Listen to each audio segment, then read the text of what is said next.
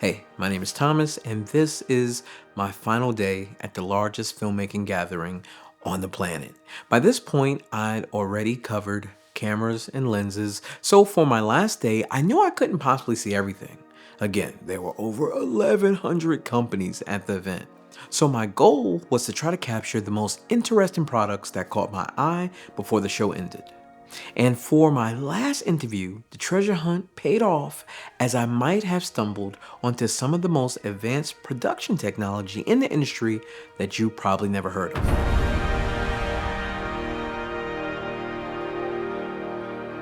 Again, quick thanks to DZO Film. They gave me access to their full Simera-C line, which I used to shoot this entire event.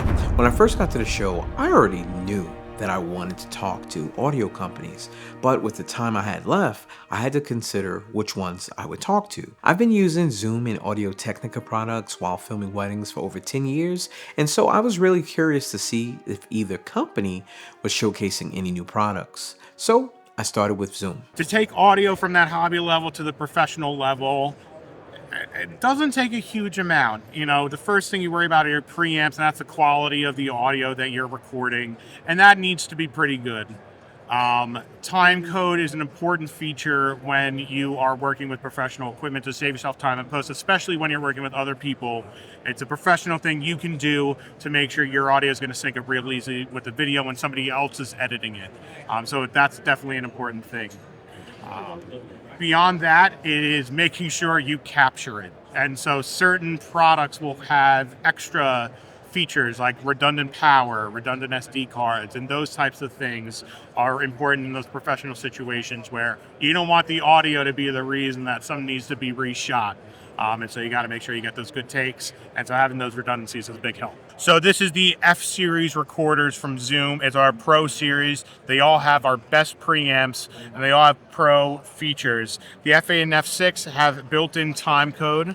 The F3 has an optional time code adapter you could use with it. They all these two, the F6 and the F8 and Pro, have redundant power. On the F8, you've got 4-pin Hiroshi, AA batteries, and an AC port. On the F6, you can use a Sony L-Series battery, USB power, or AA's, and using multiple of those at the same time, so yeah, that redundancy is really important. The F8M Pro is the only one we got with the dual SD cards, which is an incredible redundancy to have when you're on set. The F8M Pro also has a lot of outputs if you're working in a big crew and you need to be able to route different audio to different places. I've been really obsessing over getting the best audio possible when doing my nature films. What would you suggest out of all this? Would it be this? Would it be that for doing some nature work? Yeah, so with nature work, you're not really worried about having too many channels, you know. Stereo pickup is usually fine, and this F3 gives you that. You've got 2 XLR inputs up there. You can plug in your microphones. This has our best preamps. And in nature recording, a lot of the sound can be pretty quiet. Sometimes you got to boost it a lot in post. So the 32-bit full recording obviously helps a lot with that, but the preamp quality and our top-level preamps in here will definitely help with that as well.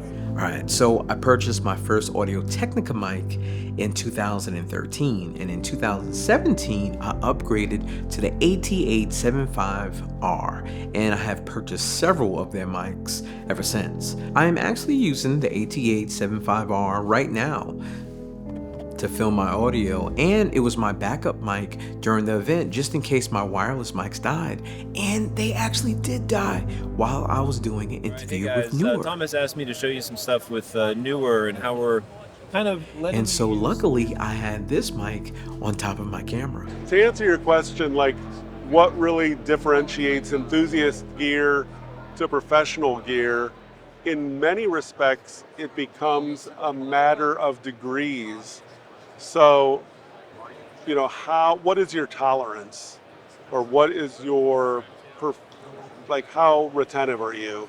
Like, do you need the absolute lowest noise floor specification? Are you chasing specs, or are you chasing good quality audio? Because sometimes they're disparate. Sometimes you can get exceptionally good quality audio without getting the absolute best. If it sounds great to you and it sounds great to your audience, that's pretty much the ultimate benchmark, I'd say. This is a brand new on-camera shotgun microphone that we've introduced called the ATV SG1. And there's some really unique features for content creators and mobile video producers. And let me show you a couple of those. First of all, form factor is nice and small, compact. I have a low cut switch, which I recommend have that engaged at all time, and that's going to get rid of a lot of the rumble that you're going to get through stand transmitted noise. The second thing we're going to see back here, I have a nice gain control, stepless, so I can control gain on the back of the microphone. I have an internal amplifier in here with a headphone out where I can monitor audio from the microphone itself. Now this has an internal USB-C chargeable battery. Get about 24 hours. I'm not replacing AA's or AAA's or whatever. One of the things you're going to notice on here, it's got a shoe mount, cold shoe on the top. Why the heck does a microphone have a cold shoe? Well, one feature, we have this mode setting. I can set it into external. And what that's going to allow me to do is put a miniature wireless receiver on the top of this microphone and run my receiver into my microphone. So now I'm going to get microphone audio on one channel and I'm going to get wireless audio on the other channel, so I can mix that post. So let's say, for example, I have my shotgun and I'm doing an interview. I can put lavalier on myself so I can ask questions and I get a separate audio track of my interview questions and then a discrete audio track of the talent, which is very cool. The other thing we have on here on this mode setting is I go here to safe mode. Well, what the heck does that mean? What we're going to do is we're going to record one mono track to right, and then I'm going to record a second mono track to left at 6 dB down. So if I do encounter any kind of problem or like a overload situation, I'm going to have a safety backup track to be able to pull from. And that's very cool. So after I finished my audio interviews, I was walking around the show, probably looking lost, trying to figure out what to film next. And a guy walked by, he looked at me, seen I had a camera. He said, "Hey, do you know if any companies still sell sliders?"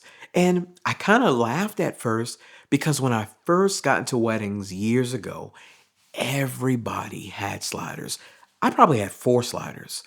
I actually have one of my last sliders. I sold all the rest of them, but I still have this slider right here. But when gimbals came into the picture, I felt like everyone sold their sliders all at once. And so, like I said, this one I probably had maybe for the past 4 or 5 years, and I probably only used it maybe twice. And so I decided to start looking for sliders. I remembered that Newer actually had their probe lens on a slider, so I got another shot of that. All right, so that's a slider. Then I came across this huge thing from Mo-Sys. Would you guys consider this a slider? Technically, the camera is sliding along the track. This is actually the Mo-Rail, and I know it's a lot more than just a traditional slider. This is actually a high-performance motorized rail designed for heavy-duty broadcast environments, virtual production sets, and corporate studios. So this right here is he's really trying to push it for vertical episodic episodes. You guys have probably seen those new series. So he has 2 systems at play here. Instead of manual slides, it uses a fully programmable robotic automation to create hyper-smooth, repeatable passes. And right next to the Mo-Rail, they had another camera set up on a traditional tripod, and that's where I spotted this little red box, the Mo-Sys Star Tracker Mini. While the Mo-Rail moves the camera through the real world, the Star Tracker Mini tells the computer exactly where the camera is and how it's moving, so virtual environments like Unreal Engine can move it in perfect sync. I know that's not exactly the type of slider we're looking for, so I kept hunting. And eventually, I came across the Trexo slide kit. Now, I would say I know some solo filmmakers would love this kit, or people who are normally doing like promo videos and commercials, but this is definitely a slider, just with a modern twist. It's fully motorized, programmable, and built for repeatable camera moves. And the really impressive part is how modular it is. You can mount it on a rail, a single pipe, use it vertically, and even turn it into a dolly.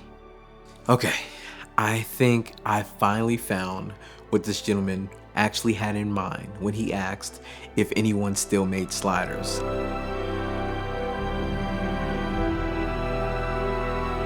iFootage had an entire lineup on display, from phone setups all the way to full-size camera rigs.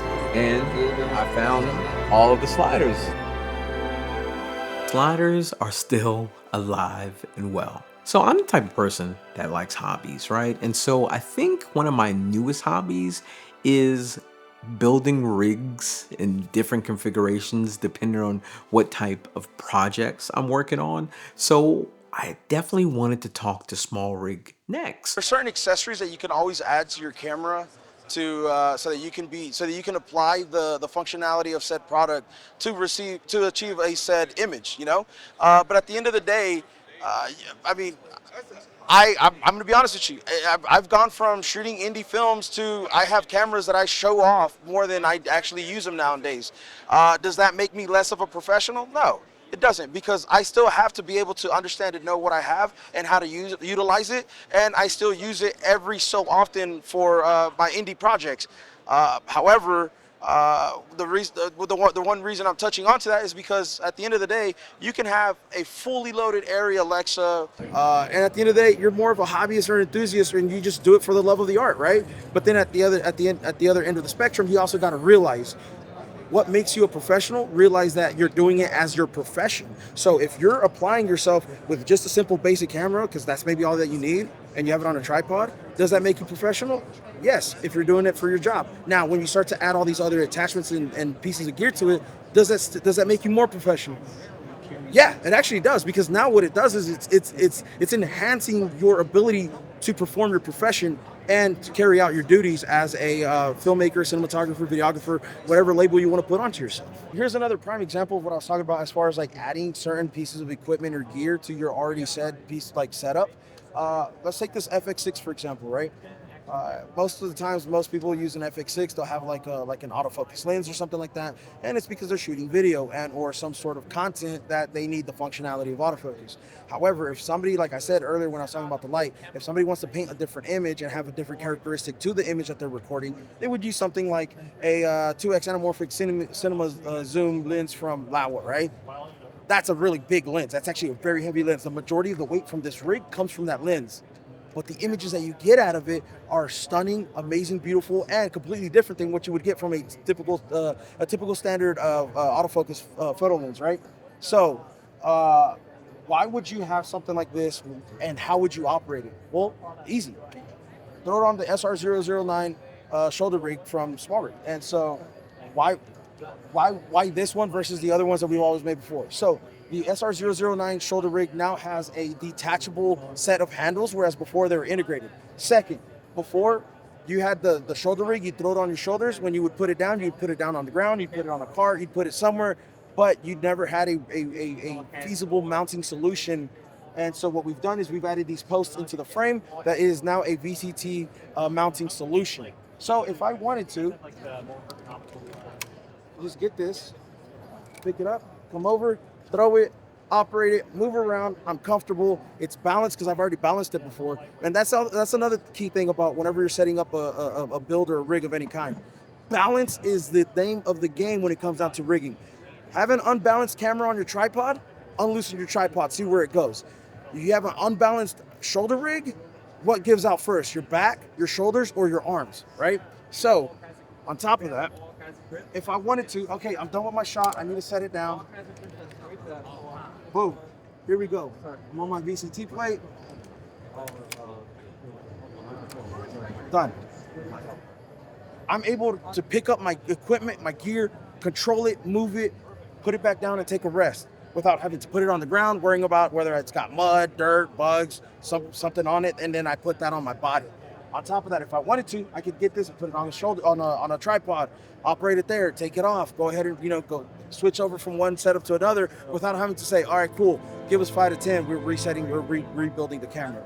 Something like this is what elevates and enhances the way that you as a professional operate on any professional environment. So after I talked to SmallRig, I actually stopped by Portkeys booth really quick. This is the LH5P3, a 5.7-inch touchscreen monitor hitting 2000 nits, so it should be pretty bright enough to see outdoors.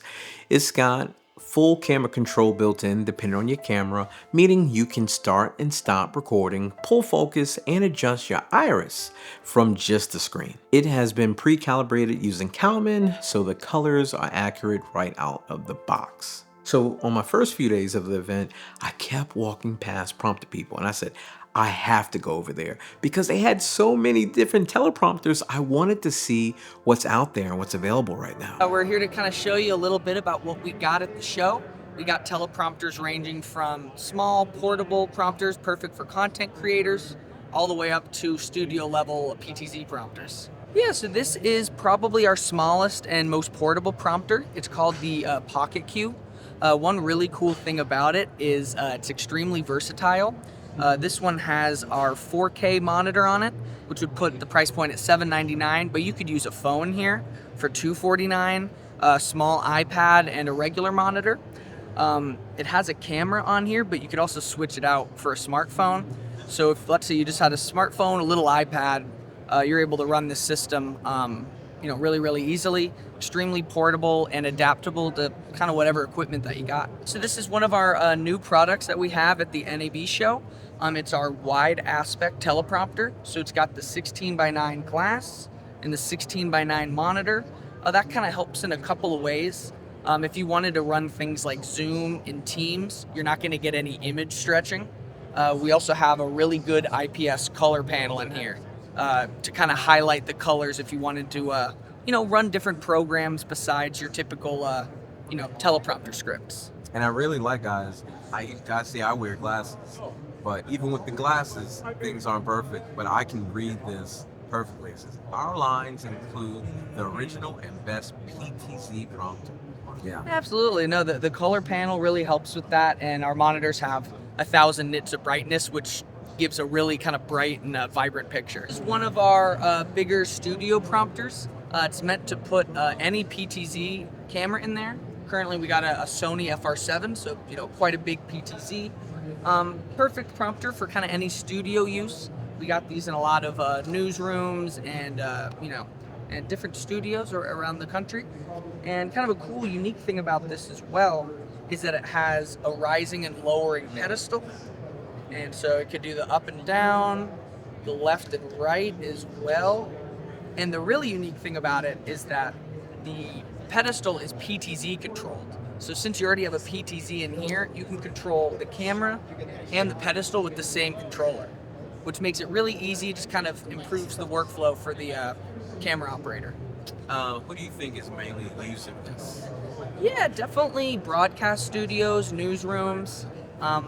Recently, a lot of studios have been going to PTZs just, for that remote studio use. And so this is kind of the perfect teleprompter for that. Yeah, so this is one of our new desktop teleprompters. We got it available from 12 inches all the way up to 24 inches. And then, this is a very unique product, kind of meant for, Zoom calls, Microsoft Teams, remote learning, and a lot of live streaming as well. We've had a lot of Twitch streamers start to use these in their setup, so they kind of have that direct eye contact with their viewers. Whether you're playing video games, running a script, running a Zoom, it just improves the picture and allows you to have an actual high quality camera with you as you're using your computer. So this is a very unique product, and I think a really kind of cool look into kind of where teleprompters are going and kind of some different uses than have been kind of used before. So yeah, very cool new product. One of the things that felt completely different from the other camera trade shows I've been to this year was just how much motion control gear there was.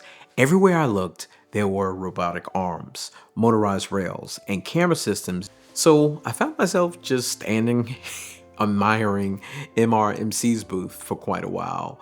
It was almost like I was watching amusement park rides.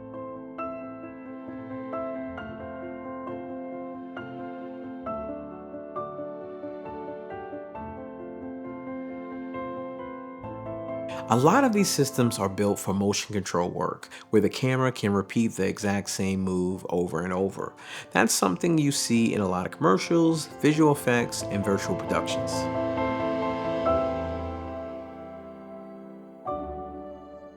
As I kept walking, I suddenly heard someone on a microphone giving a live presentation. So naturally, I wandered over to see what was going on. I had to make sure they weren't giving out anything for free. It doesn't matter if it's a program sequence or a simple transition to the next shot. No more cutting away. Dark moves, they're a thing of the past. And every second of camera movement looks absolutely beautiful. All right, I'm going to give you our top 5 reasons the Techno Dante Studio is a game changer. It turned out to be Techno Crane demonstrating one of their robotic camera cranes. Why does this type of product exist, and what type of productions are using this? Productions all around the world with over 750 cranes, almost 800 total cranes operating in the world now globally. You've got super techno cranes, which are your big, heavy, 150-pound payload on the nose of the crane. We have our lighter weight lineup is our techno cranes, which are more broadcast minded, 35-pound payloads. So we see a lot of live TV work, live studio work, lighter commercial work, and even some of the bigger commercial work now that camera technology is getting smaller at all times. It makes it much easier to use a smaller crane versus a bigger crane for a lot of things in the commercial and in the film world. But we see the networks that are starting to fall in love with the 22 and the 10-foot sizes, Amazon, NASCAR, PGA Tour productions. You have a lot of broadcasters now kind of looking to the repeatability, the consistency that these cranes offer a production, especially a live show. In the audience, everything is tracking. There's no additional software, no additional options. All of our cranes track all axes. So connected stages, virtual stages, augmented reality shows, virtual graphics. ESPN loves virtual graphics. Thus, the Techno Crane is very popular with some of those shows on ESPN right now that they March Madness, a lot of the basketball. NBA on Prime has a couple of cranes on their big stage in Culver City. So they're getting a lot more use in the broadcast sector than what they used to as dedicated, film, big heavy film rigs for shot placement. So this is our Techno Crane 22. It's a lighter weight, broadcast sized head, 2-axis stabilized head, completely encoded for virtual graphics, virtual stages, LED volumes. But it's, as you can see, chip style control for a single operator. We can give you precision wheels if you want to take it to a commercial set and you have a DP that wants to wheel, then we're good for that too. But this is a favorite of live sports, live entertainment. It's great. Racing, wrestling, football, pre-race shows, pre-game shows, post-game shows, game day. Because of its connectivity, it's a roll-on, a plug-in and go solution. Before I left the Techno Crane booth, they handed me a book, and it was A History of Techno Crane. This ended up being one of the best things I got to bring home with me from the show. I'll flip through a few of the pages so you guys can see that this book contains some incredible images of the progression of this company.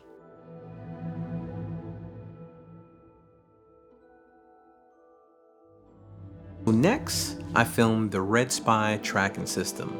It's an optical camera tracker. A small infrared sensor mounts to your camera, reads markers on the ceiling or floor, and the system knows exactly where your camera is in the 3D space. Combine that with what they call their stYpe kit, and a standard manual jib becomes a smart crane. We have like separate options here basically. So stYpe kit is a mechanical tracking system for cranes. Basically, we can use like other cranes such as a Jimmy jib or something like that. But in this case, we can use it for tracking as well instead of like using the Red Spy. but the Raspberry is gonna be much more precise. So right now we're using it for only automation basically. So right now, if I move the arm around, as you can see, the head moves by itself. So let's see over here. So this is a program I created, but let's just say I want to aim at the sign. So I'm gonna press a button over here to activate another program, and now the head is aiming at the sign over there automatically. So you can remove the workload from the camera operator. Perfect. We also sell the crane as well, so we can do a minimum of 1 meter in arm length, and also a maximum of 12 meters as well. And Red Spy camera tracking system, as I explained as well. We also have render engines utilizing stYpe, so we have 2 right now. And there's also the separate setup, which is provided by GCL, which is the wall processing, and the panels as well. Everything is by GCL. We only provide the virtual production solution for that.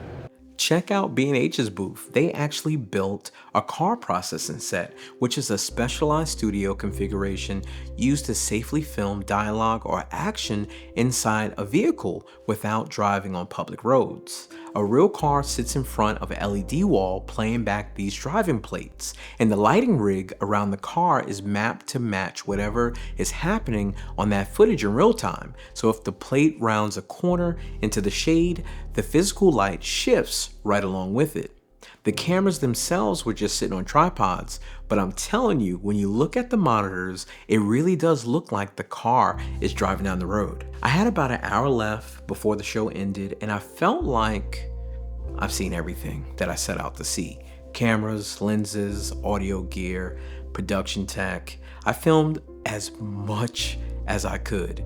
But on my flight to Vegas, I randomly met an exhibitor who was sitting next to me on a plane.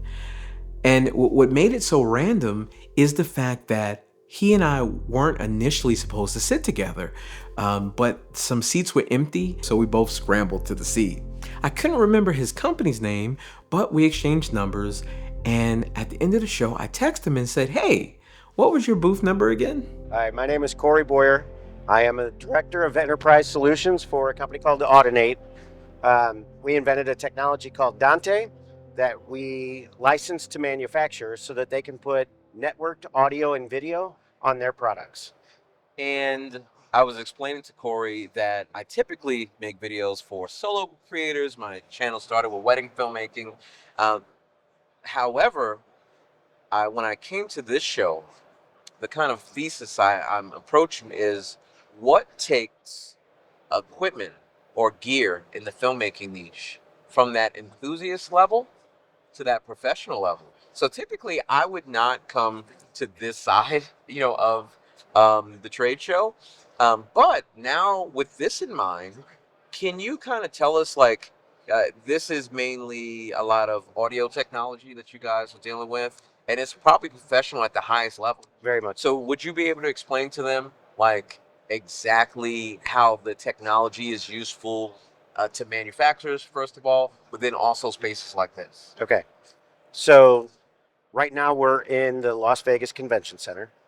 The audio that you hear when they make announcements at the beginning of the day, they say, manufacturers, the show will open in 15 minutes. All of that is done using Dante. And it is the ability to send audio and video anywhere the network goes. So what we're talking about is AV over IP, audio video over, IP technology. With that being the case, the technology Dante is meant that manufacturers can put it in their product, and now their product becomes 100% compatible with any other Dante product by any other manufacturer. So from an integration standpoint, people that are building places like this and designing places like this, they can say, these are my favorite microphones, these are my favorite amplifiers, these are my favorite DSPs, and so forth. And as long as it says Dante, they're 100% compatible and can all work together. So what I'm going to show you is 2 different pieces of software. The first is a product we have called Dante Controller, and this is utilized in every single Dante installation everywhere around the world. When you take a Dante product by any manufacturer and you plug it into the network, it automatically shows up here in Dante Controller. what you do is you can take this device with this channel, and I want to route it to this device on this channel.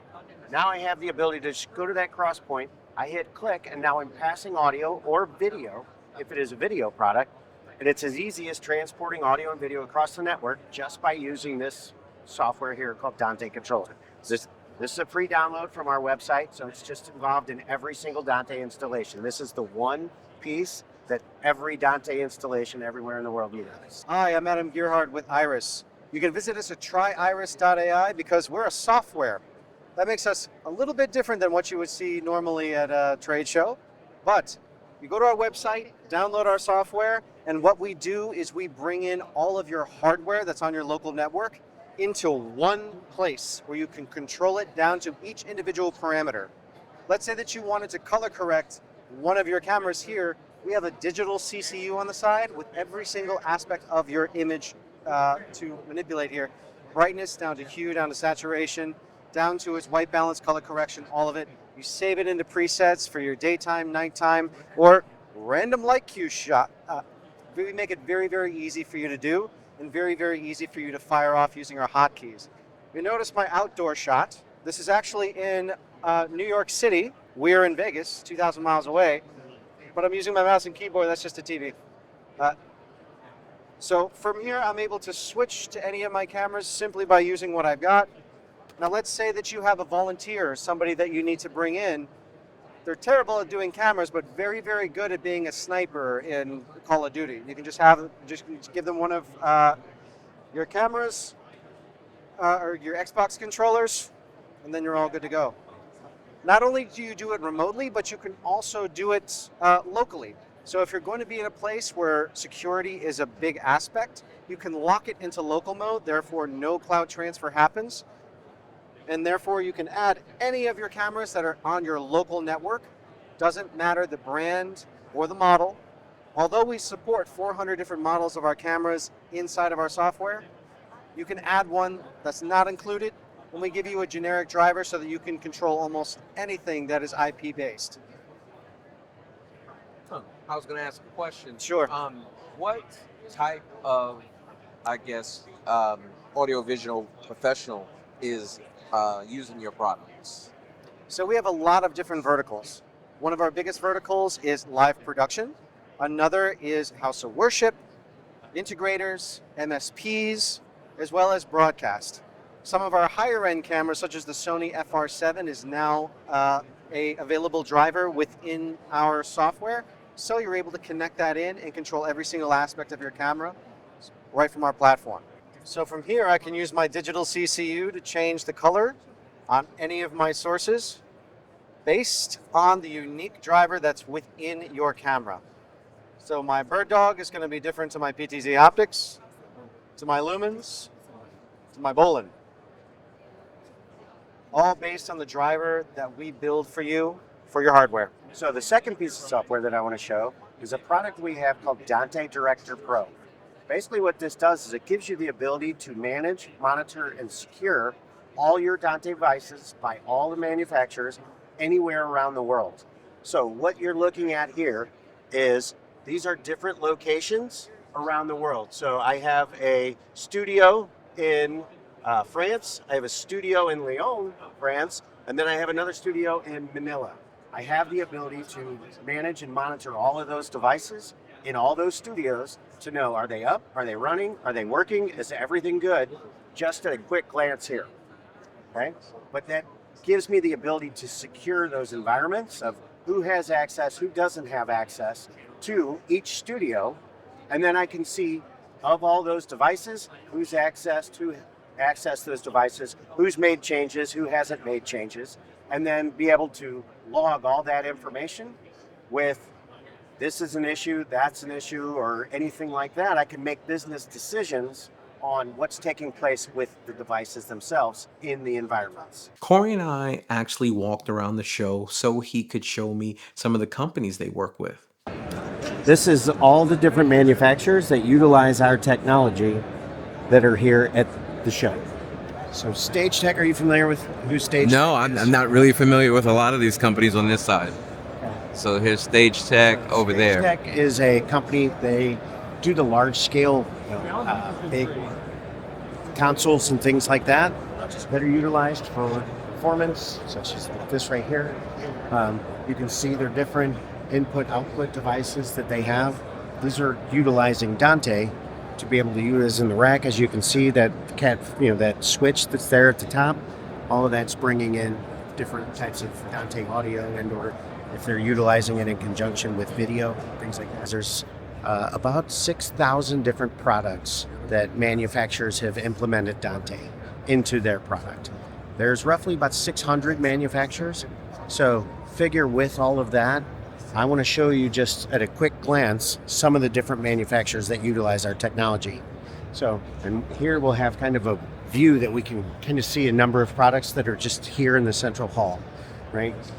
So we just went by Stage Tech, we saw them.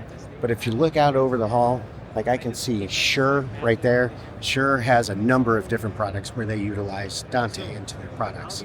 It's mostly in the conferencing space. They also, their wireless bases on their microphones utilize Dante in them as well. So yeah, Panasonic's one. RTS is another. RTS does intercom systems. So a lot of the big events and or locations such as stadiums where they're have a broadcast crew that says cut to camera 4, cut, whatever, right? Any of that, they're utilizing that technology to be able to do that. Just pointed out, Shure. You can see Sennheiser, you can see Allen and Heath. So you're seeing a number of different manufacturers that just utilize our products just right here at a glance, right? As I showed earlier, these are all different products, or different manufacturers, that utilize our technology that are just at this show. And when I look at the first 2 rows, these are all companies that are just in the central hall where we're located that are utilizing that. So if there's, let's just say roughly 200 manufacturers here in the central hall, there's a good majority of them that are using our technology. Well, that was my very first trip to NAB. And going to this show has been a dream of mine for a very long time, because with brick and mortar camera stores closing more and more, there aren't many places where you can go and see gear in person before you buy it, or see gear that you don't probably necessarily have the money to buy, but play with it, for a while. That's what I used to love about going into camera stores. And also, just as important, I think, how often in our daily lives do we get to talk to others that are just as excited about what we do as a profession or as a hobby in video production? So it was my hope to be able to show you some things that maybe you were curious about, or some things that you never heard of. I know I've seen a lot of things that I hadn't heard of, and I'm glad that I know about them now. So again, thanks to DZO Film for allowing me to use their Simera-C line to film this event. There are links in the description to their lenses if you want to check them out. And really, I really appreciate you guys watching these 3 videos, and God bless. We held on tight, but it felt so long. Tell me, where did we go wrong? When you're in the sun and I'm lost in the shade, who's supposed to lead the way? The home that you built, the sweetness in my veins, could survive on what we